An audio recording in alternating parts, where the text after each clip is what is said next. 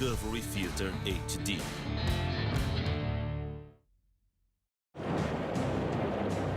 Que centelha fez brilhar o momento da criação?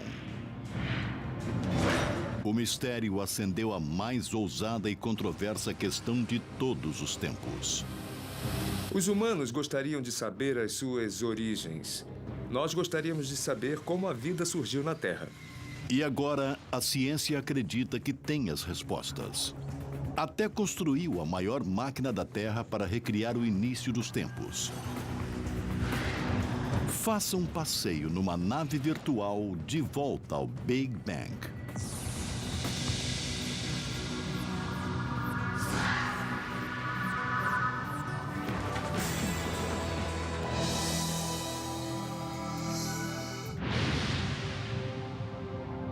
Nosso universo é um conjunto elegante de mais de 1 bilhão de galáxias, cada uma abrigando 100 bilhões de estrelas.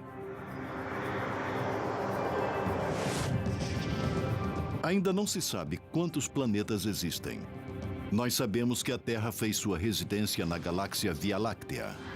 Nosso planeta azul orbita o Sol como uma pedra de safira, o único corpo celestial conhecido até agora a ter vida.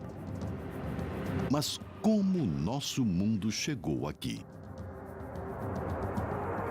É elementar que queremos saber o que foi que criou o universo e como ele se desenvolveu por mais de 14 bilhões de anos de existência. Pela primeira vez na história, os cientistas têm respostas para algumas dessas perguntas. No sentido de que o universo é tudo que conhecemos, tudo que vemos, e o que o Big Bang faz é nos dizer como chegamos aqui.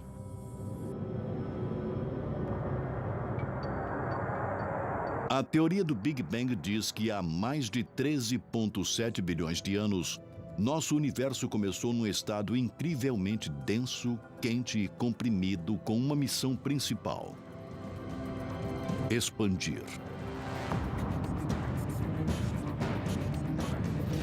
Houve uma explosão cósmica que criou as estrelas, os céus, as galáxias à nossa volta. Então, para onde olhamos, vemos restos dessa explosão cósmica que pôs em movimento o universo.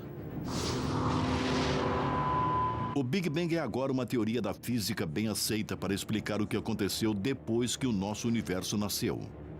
É confirmada por dados científicos sonoros e observações. Uma teoria não é somente uma ideia antiga com que você sonha no meio da noite. Somente após passar por vários testes, ela é elevada à posição de teoria. Se você olhar a teoria do Big Bang, nós não temos um ponto de dados. Temos centenas de pontos de dados que se encaixam exatamente na teoria do Big Bang.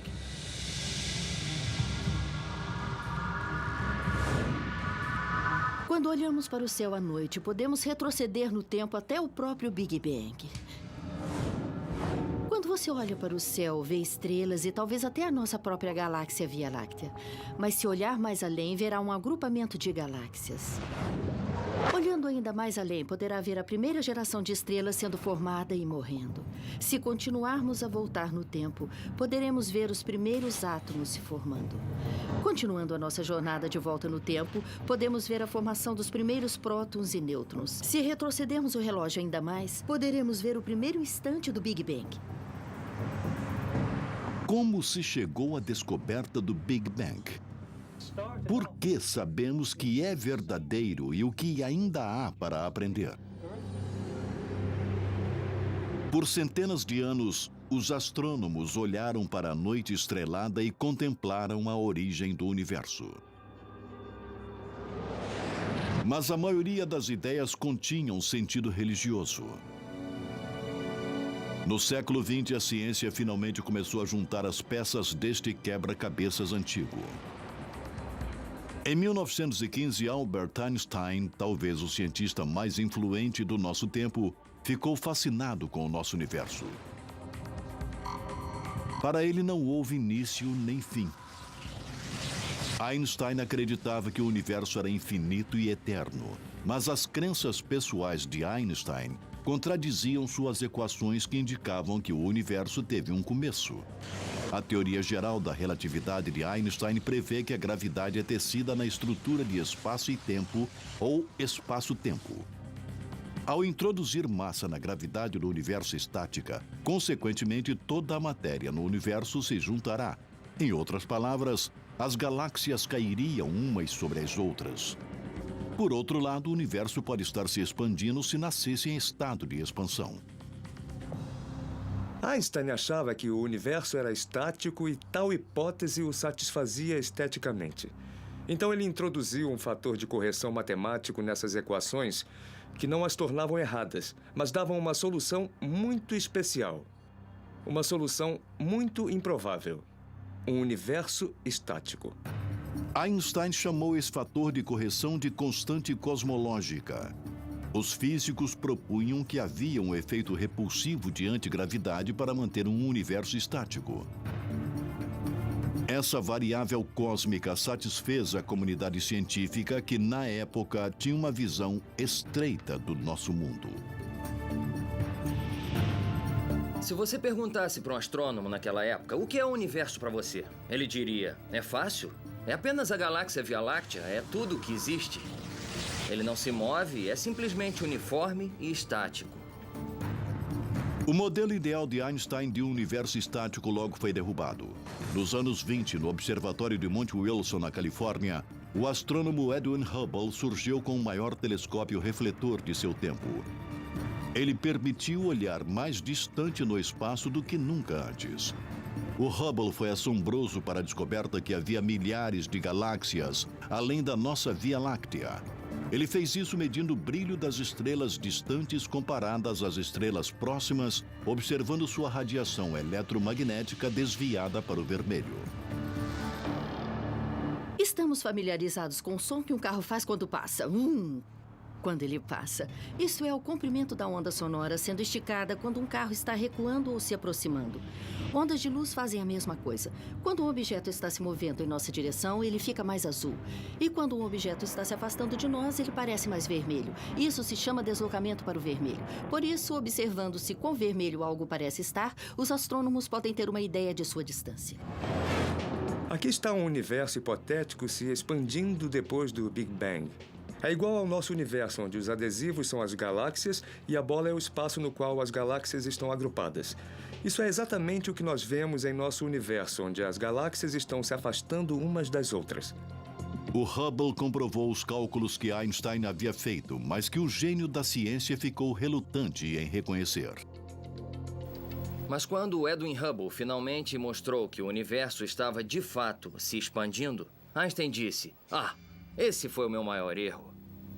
A descoberta do Hubble de um universo em expansão, conhecida como a Lei de Hubble, se tornou a primeira peça de evidência que apoiaria o Big Bang, uma teoria que veio de uma fonte improvável. Georges Lemaitre, um padre belga e professor de física, estudou as equações de Einstein. Ele calculou que se o universo está se expandindo hoje, ele deve ter sido menor no passado. Portanto, ele deve ter tido um início. Lemaitre propôs que nosso universo em expansão emergiu de um átomo primitivo.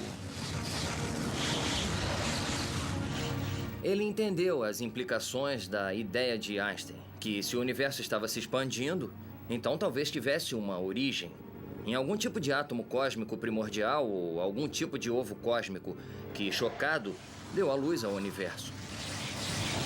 Os colegas de George Lemaitre não acreditavam muito no átomo primordial. Sugeriam um evento de criação que talvez beirasse mais a religião e a teologia. Eles preferiam achar que o universo seria tanto estático como a maioria das pessoas pensavam antes disso, ou talvez eternamente se expandindo, se ele realmente estivesse se expandindo como Hubble mostrou. Lemaitre defendeu sua teoria do átomo primordial como puramente científica. Mas o astrônomo britânico Fred Hoyle se opôs firmemente à sua hipótese.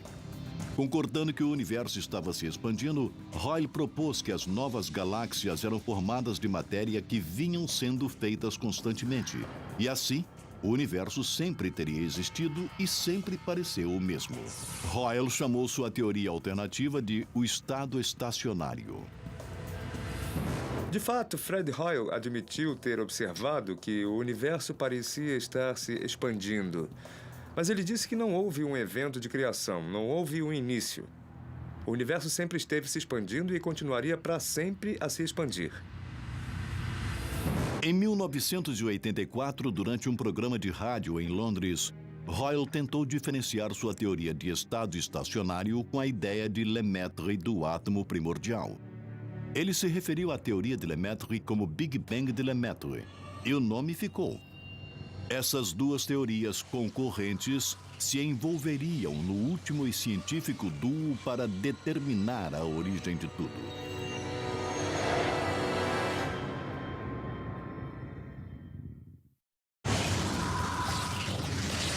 Em meados do século XX, a origem de nosso universo ainda era uma grande incógnita. Duas teorias opostas estavam no meio dessa batalha científica. O estado estacionário de Fred Hoyle e a ideia do Big Bang de Georges Lemaitre.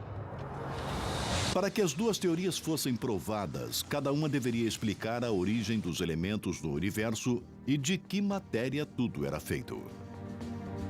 Havia elementos leves, como o hidrogênio primário e hélio, e elementos pesados, como nitrogênio, carbono, oxigênio e ferro.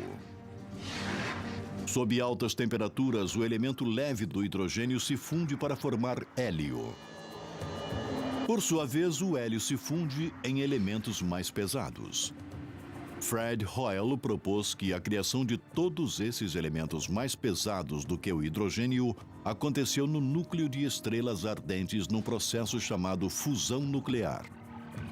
Isto também incluía o segundo e mais abundante elemento, o hélio. William Fowler, que era um físico nuclear, e Fred Hoyle explicaram como as estrelas fazem os elementos e, portanto, eles achavam que também as estrelas faziam hélio. E assim todos os elementos eram feitos nas estrelas e não precisava haver um Big Bang. Mas a teoria de Hoyle tinha vários problemas evidentes. O mais importante é que ela não explicava como o hidrogênio era formado, pois as estrelas mais antigas deveriam ter sido formadas com hidrogênio já existente. Hoyle acabou com esse problema sugerindo que o hidrogênio e o hélio sempre existiram e sempre foram espontaneamente criados. Mas outros começaram a questionar a hipótese de Hoyle. Nos anos 40, o físico russo Georg Gamow também estudou a origem dos elementos químicos. Usando a teoria do Big Bang, ele previu as proporções relativas do hidrogênio e do hélio no universo e descobriu que deveria conter muito hélio, que só pode ser criado pela fusão de dois átomos de hidrogênio. Gamow descobriu que o hidrogênio cria quase 75% dos elementos em nosso universo e o hélio só 25%. Ele concluiu que as estrelas sozinhas poderiam gerar tanto hélio. Mas se o universo começou com um Big Bang quente e denso, as temperaturas eram altas o suficiente em toda parte para fundir o hidrogênio em hélio. Se olhar para o que é chamado de nuvens de gás primordial, elas têm o que é provavelmente a proporção original de hidrogênio e hélio, e que é aproximadamente 3/4 a 1/4 de hidrogênio para hélio, o que a teoria do Big Bang prevê. A origem dos elementos pesados da fusão de elementos mais leves ficaram conhecidas como nucleossíntese. É a segunda linha de evidências que apoia a teoria do Big Bang. Mas Georg Gamow deu um passo além. O físico George Gamow e seus alunos criaram uma hipótese fantástica e surpreendente.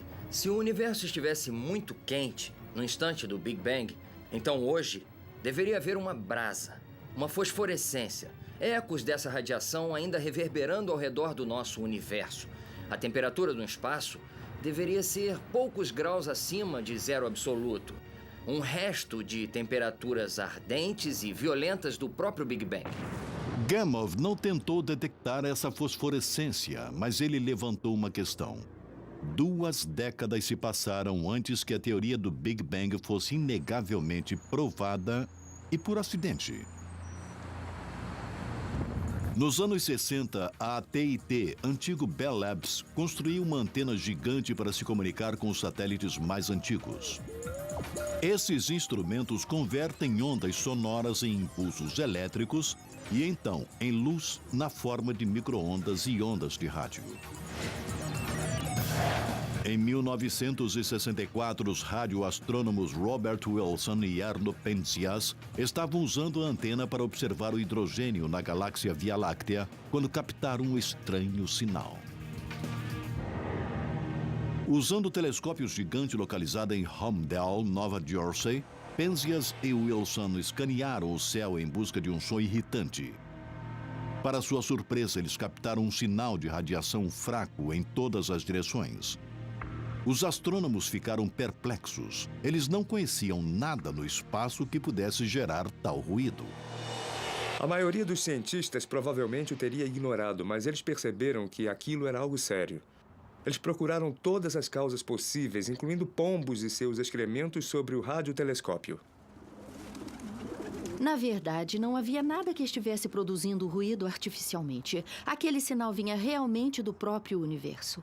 E, quando viram isso, entraram em contato com um astrônomo em Princeton que havia teorizado que seria possível observar essa micro-onda ambiente diretamente. Penzias e Wilson descobriram a evidência incontestável. Era o fundo cósmico em micro-ondas. Na verdade, o resto de radiação do Big Bang, como previu o físico George Gamow nos anos 40. O fundo cósmico em micro-ondas mostra como o universo era há aproximadamente 380 mil anos depois do Big Bang. Antes dessa época, o universo era um ensopado denso e opaco de partículas carregadas e radiação na forma de raios gama e raio-x. Após se passarem cerca de 380 mil anos, a mistura primitiva esfriou para permitir que os primeiros átomos neutros se formassem. Nesta época, matéria e radiação se separaram e os primeiros fótons ou raios de luz conseguiram passar livremente pelo universo. Esses mesmos fótons são a radiação incandescente que vemos hoje e que viajou desde o início dos tempos. É igual a quando você vai acampar nas montanhas e tem uma neblina matutina e você não consegue ver nada até que o sol levante e a neblina se desfaça. E então você pode ver lindas montanhas ao seu redor. Não significa que elas tenham sido feitas há poucos minutos. É isso que está acontecendo no universo. 400 mil anos depois do Big Bang, a neblina se dissipou e conseguimos ver as estruturas. Mas achamos que as estruturas foram, na verdade, feitas na primeira fração de segundo após o Big Bang. A radiação cósmica de fundo em micro-ondas foi a terceira e mais forte peça de evidência validando a teoria do Big Bang. Num sentido, o toque de despedida para a teoria do estado estacionário foi a descoberta da radiação cósmica de fundo em micro-ondas. A teoria de estado estacionário basicamente não tem origem plausível para essa radioirradiação neutralizada. A comunidade científica finalmente abraçou a teoria do Big Bang, mas o fundo cósmico em micro-ondas gerou perguntas imediatamente. Quando olhada de perto, a radiação parecia lisa, não granulosa como esperado. Era um problema, pois olhamos para o universo hoje e vemos que é claramente uniforme. Há galáxias em alguns lugares e não há em outros. Então se tornou um problema para os cosmólogos explicar como essa estrutura poderia ter evoluído desse estado inicial muito liso. Durante as 3 décadas seguintes, os cientistas tentaram descobrir variações ou flutuações mínimas de temperatura que deixariam uma marca no fundo cósmico em micro-ondas. Mas essas variações eram difíceis de se ver com instrumentos baseados em terra. A ciência precisaria conquistar o espaço para buscar respostas.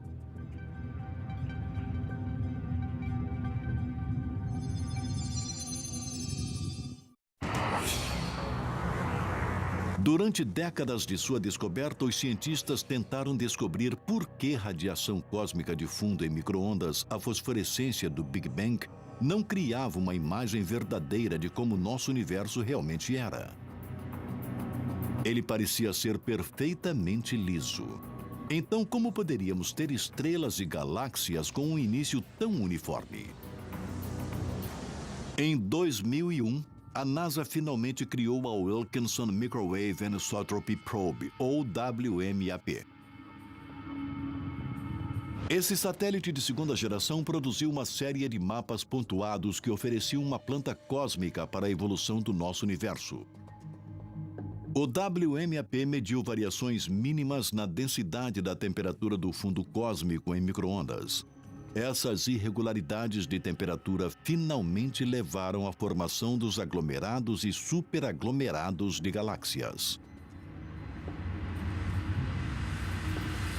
Havia pontos quentes 30 milionésimos de um grau mais quente e pontos frios 30 milionésimos de um grau mais frios. E essas irregularidades basicamente nos dizem que existem agrupamentos de massa antigos na história do universo, que poderiam então oferecer as sementes onde os aglomerados de galáxias desintegraram. O WMAP também ajudou a confirmar a idade do universo, entre 13,7 e 13,8 bilhões de anos.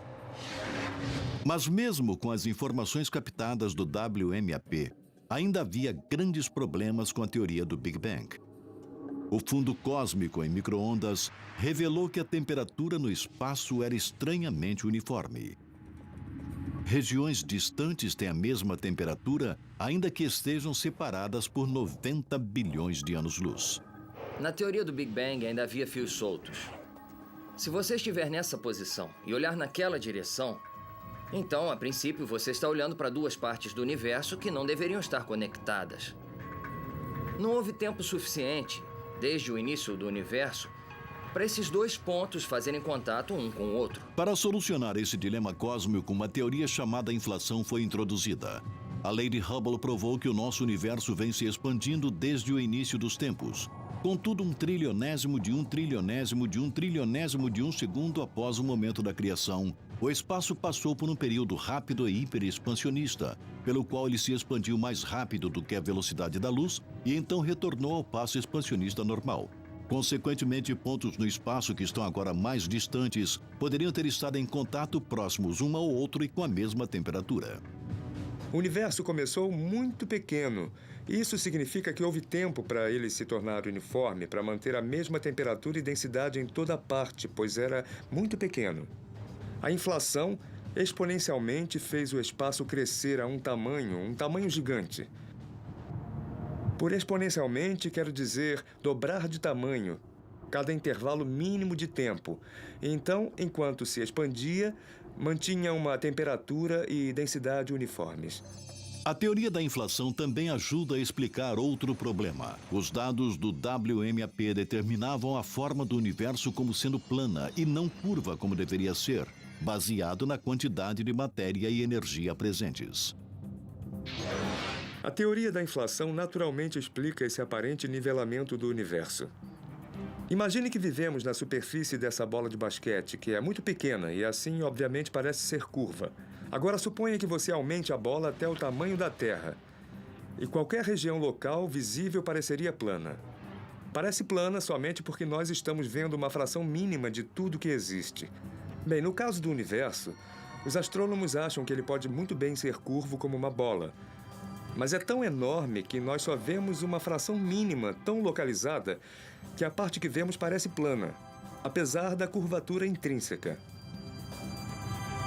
O problema do nivelamento é solucionado porque, apesar da forma inicial do universo, assim que ele se expandiu para uma estrutura muito maior do que as partes que podemos ver, as partes que podemos ver são naturalmente planas. A inflação resolve primorosamente muitas das questões que cercam o modelo original do Big Bang. Mas existe apenas um problema. Ainda não há prova de que a inflação realmente aconteceu. Tivemos a ideia de que o universo começou num estado quente, denso e está expandindo, e a ideia do Big Bang. Nós temos uma teoria agora que acrescentamos a ela chamada inflação, sobre que parte daquele processo deu certo. Nós ainda não temos provas que isso aconteceu aqui, aconteceu ali e aonde aconteceu. Ainda temos que explicar, é como funciona. Uma nova missão pode descobrir se a inflação realmente ocorreu. Em 2009, a European Space Agency, em conjunto com a NASA, lançam o Planck. É um satélite de terceira geração que estudará o fundo cósmico em micro-ondas com resolução inacreditável, que não foi conseguida pelas missões COBE e WMAP.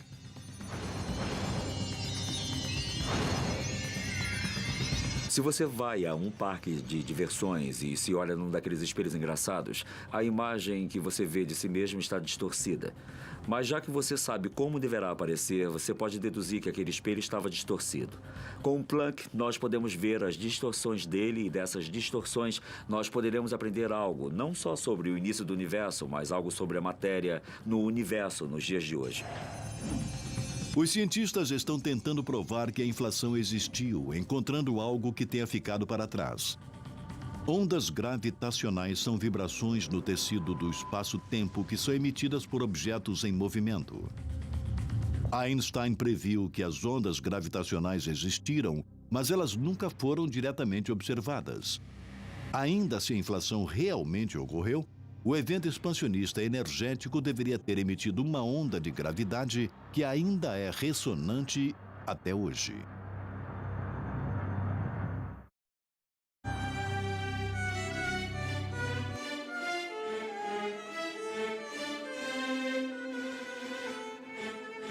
É claro que não há som no espaço, mas pode imaginar que se a espessura e o comprimento de uma corda de violino produz uma nota e frequência em particular, então um tipo em particular de evento astrofísico produziria uma assinatura distinta nas ondas de gravidade.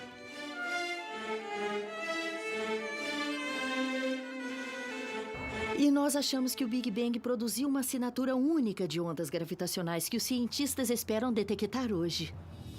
As ondas de gravidade produzidas pelo Big Bang deixaram uma marca em particular no fundo cósmico em micro-ondas chamada polarização.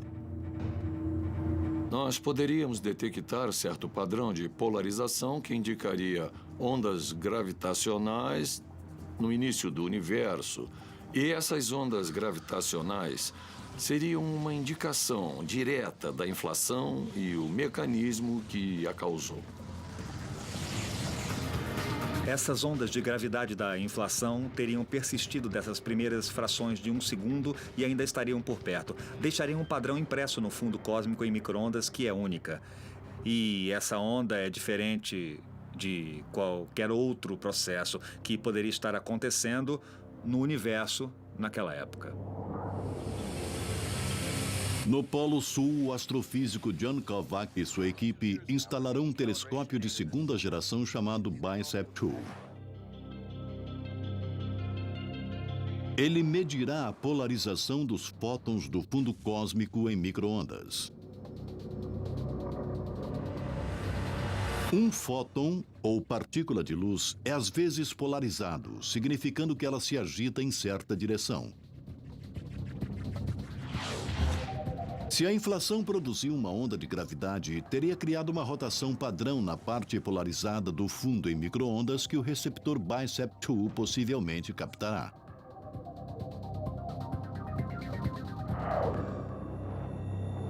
Viemos para o Polo Sul com o telescópio BICEP. Como a maioria dos telescópios de micro-ondas daqui, por causa da claridade extraordinária do ar seco, não há vapor d'água acima de nossas cabeças no Polo Sul por causa da atmosfera muito rarefeita e fria.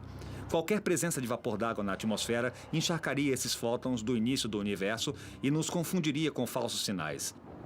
Iremos aonde o ar não fique no nosso caminho a partir dos fótons no início do universo. Além de ir para o espaço, o Polo Sul, com certeza, é o melhor que podemos fazer.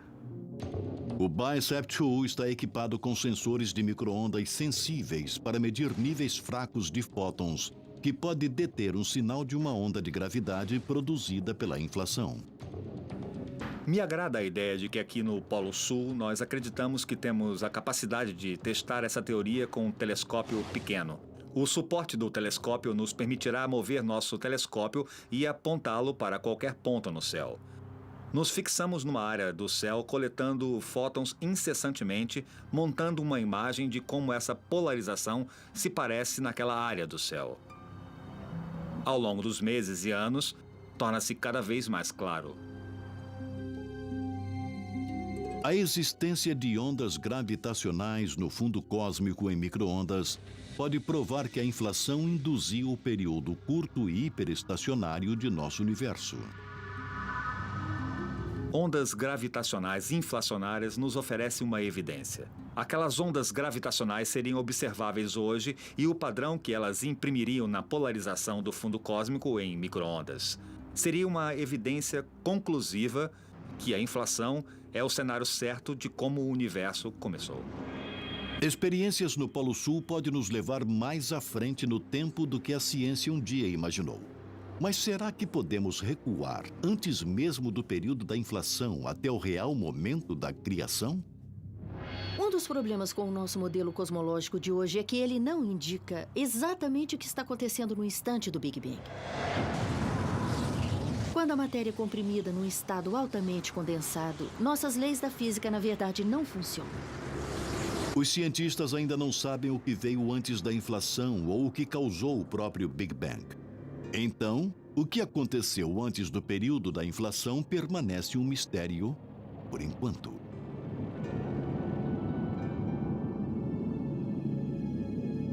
Uma das características da inflação é que ela tende a apagar qualquer evidência do que aconteceu antes. Assim, alguém poderia ter escrito algo num quadro negro e depois outro poderia ter apagado. E nesse caso não tem utilidade, mas se não apagarem totalmente, então poderia haver alguns traços mínimos. E o que estamos começando a pensar agora é se poderia haver alguns traços mínimos do universo pré-inflacionário que possa ter permanecido mesmo depois da inflação. Na fronteira da Suíça e França, o laboratório de física chamado CERN acolhe a maior e mais complexa máquina científica já construída.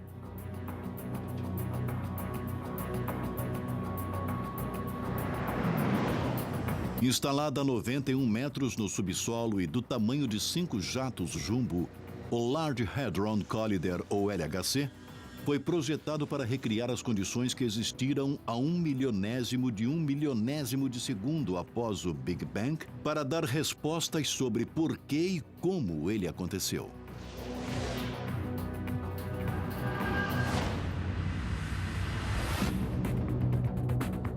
Partículas subatômicas chamadas prótons são enviadas unindo a 27 quilômetros no subsolo. Curso circular em direções opostas a mais de 99,9% da velocidade da luz. 4 detectores localizados dentro do túnel agem como câmeras para gravar as colisões.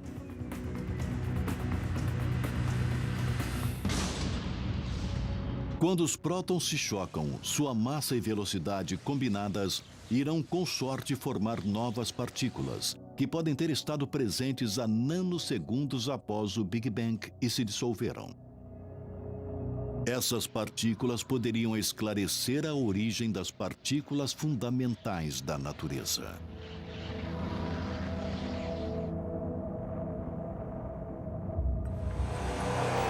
Estamos procurando por novas partículas.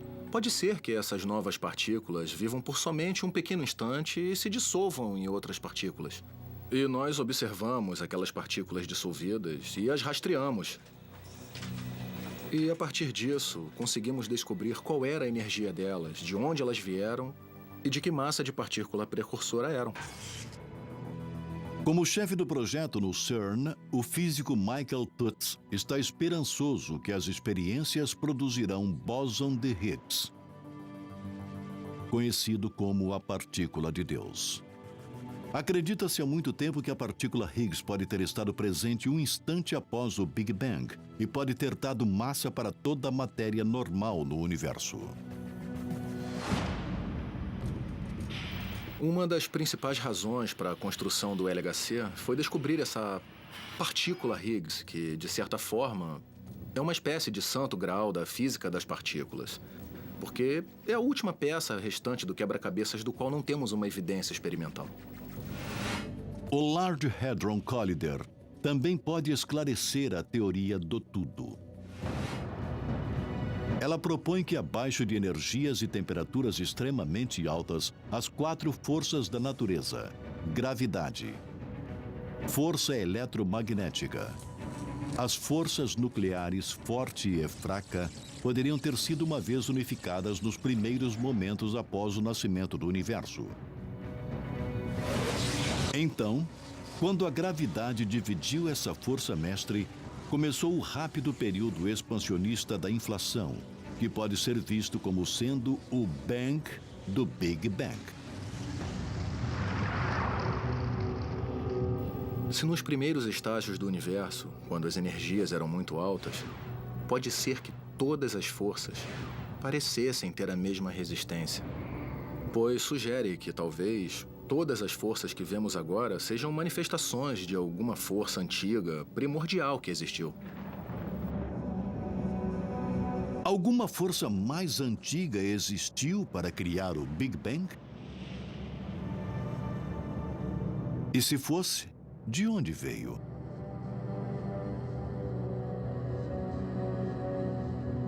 A teoria inflacionária faz muito mais do que ajustar dados. A teoria prevê que poderia ter havido um período pré-inflacionário. Ela diz que se o Big Bang aconteceu uma vez, poderia acontecer de novo. E de novo, e de novo, e de novo. Muitos físicos teóricos concordam com um pré-Big Bang, em que o nosso universo pode ser, na verdade, o resultado de um universo pré-existente. Uma ideia do que aconteceu antes do Big Bang é que realmente houve outro universo e nós éramos uma flutuação quântica desse universo pré-existente. Isso pode acontecer muitas vezes. Se o universo nasceu uma vez, pode acontecer outra vez, criando-se multiverso de universos. Talvez eles aconteçam o tempo todo.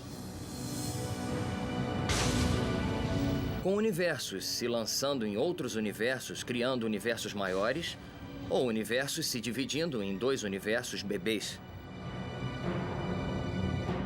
Os modelos de pré-Big Bang realmente não têm dados experimentais para apoiá-los. E então, podem ser verdadeiros ou podem não ser. Ainda não há evidência confirmando se o nosso universo começou do nada ou de algo. Mas o Big Bang esclarece como o nosso universo evoluiu. E talvez seja seu último destino.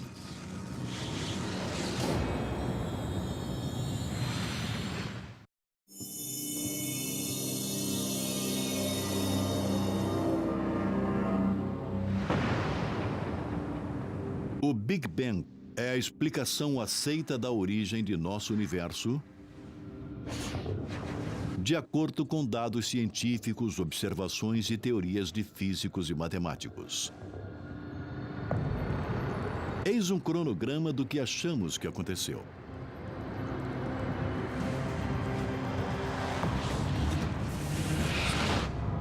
O universo começou num estado quente e denso e mínimo, e começou a se expandir.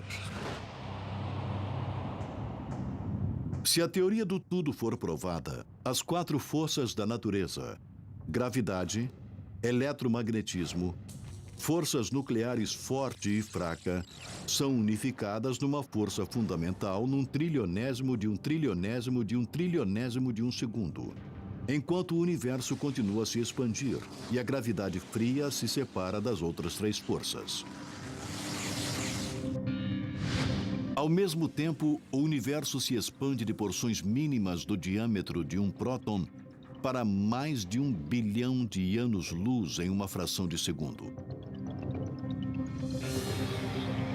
Esse processo de hiperexpansão chamado inflação dispôs as sementes de estrutura por todo o universo e mantém sua temperatura quase uniforme.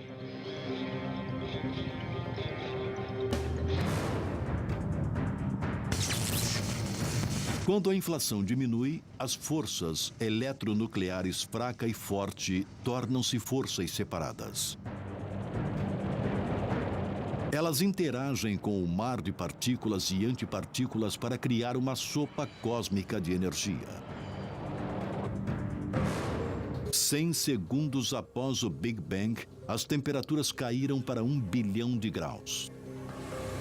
Prótons e nêutrons se fundem pela força nuclear forte para criar o núcleo de hidrogênio pesado. Levados pela temperatura intensa e pressão, A fusão nuclear converte o núcleo do hidrogênio pesado em hélio. Após alguns minutos, cerca de 1/4 do hidrogênio é convertido em hélio que, por sua vez, produzirá elementos mais pesados. Por centenas de milhares de anos, a matéria e a radiação são unificadas em nebulosa. Então, 380 mil anos após o Big Bang, a matéria e a radiação se separam, permitindo que os fótons ou os raios de luz viajem desimpedidos pelo espaço. O universo enevoado se torna transparente, permitindo que os fótons que fazem o fundo cósmico em micro-ondas sejam vistos. Quando o universo está com algumas centenas de milhões de anos, a gravidade atrai o hidrogênio e o gás hélio para formar nuvens que se dissolvem, formando as primeiras estrelas.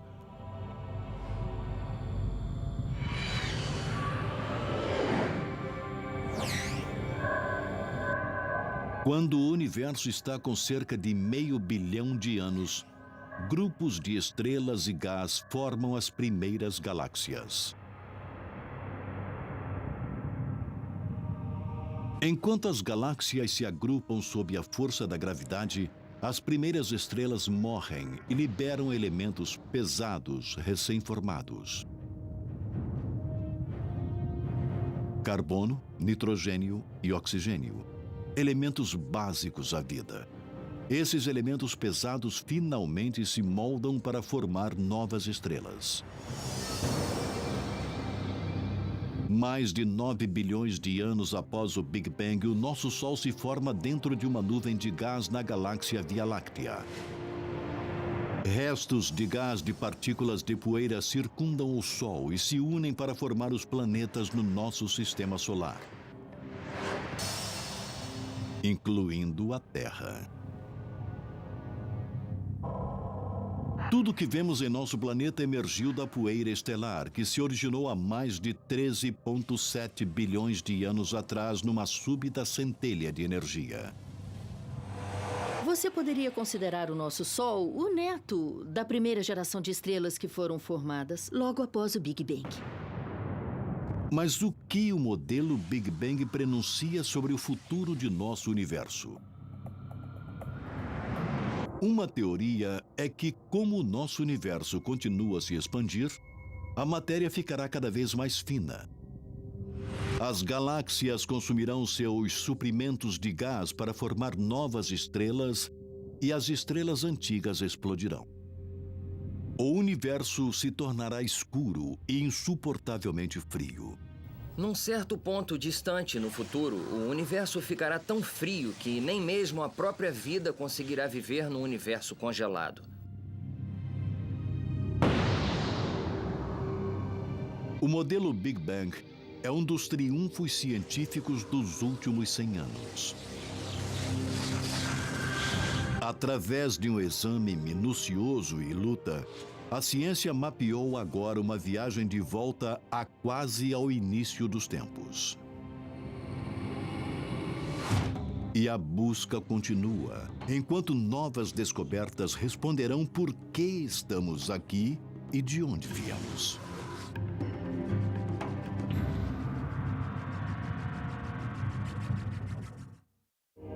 Versão brasileira Audiocorp.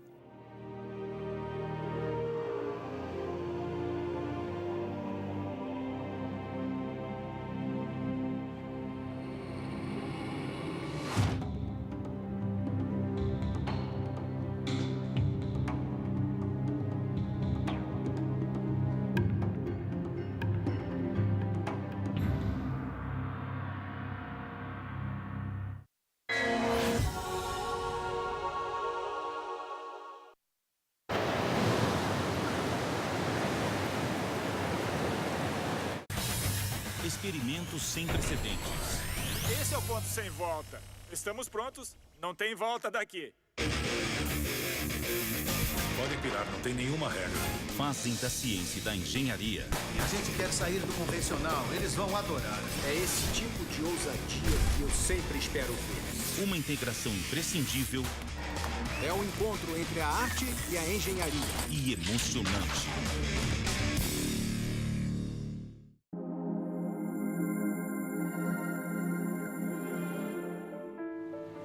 Os japoneses vêm enfrentando terremotos, tsunamis e erupções vulcânicas há milhares de anos. A própria terra onde eles vivem é responsável por um desastre após o outro. Juntos vamos investigar a bomba relógio geológica que é o Japão.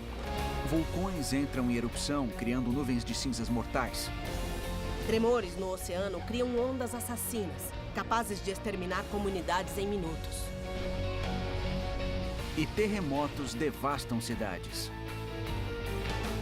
A maior cidade do mundo está na zona de perigo.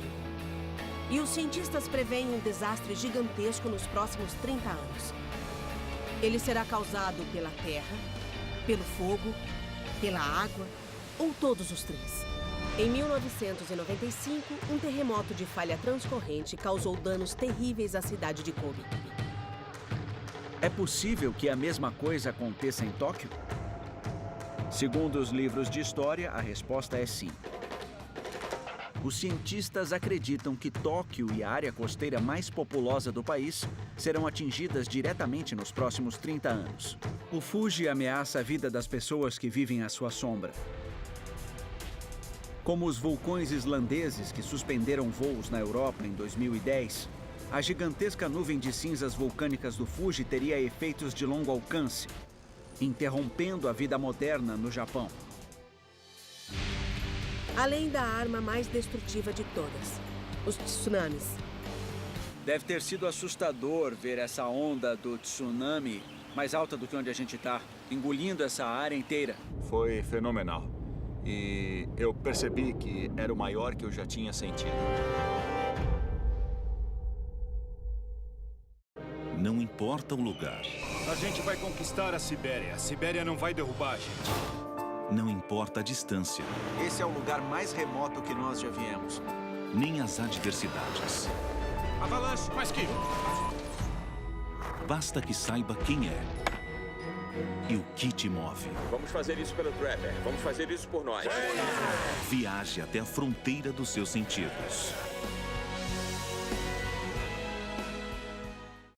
Desafios gigantescos. Eu fico cara a cara com as maiores feras africanas. Detalhes que fazem a diferença. Forma que se tem algo que falha e tudo é derrubado. Seres minúsculos na imensidão. Desperte a sua imaginação. O coração da África, as profundezas da Amazônia. Com pequenas, grandes histórias. Mas é muito mais que um espetáculo impressionante. Discovery Theater HD.